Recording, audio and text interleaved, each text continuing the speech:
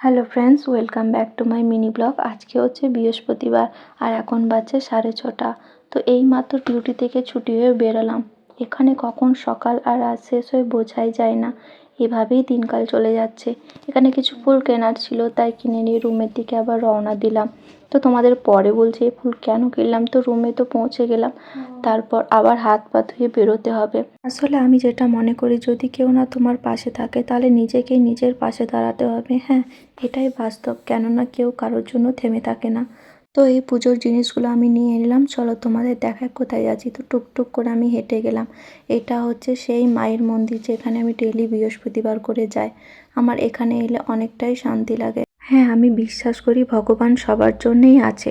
যে ভালো করে তার জন্য ভালো, আর যে খারাপ করে তার জন্য খারাপই বিচার করেন। তো যতটা চেষ্টা করবেন সঠিক পথে হাঁটার, ততটাই তোমার ভালো হবে। পুজো হওয়ার পর মাকে ভালো করে প্রণাম করে নিলাম। এখানে রাখা ছিল আরতির থালা, টিকা, ফুল সব একটু একটু করে লাগিয়ে নিলাম।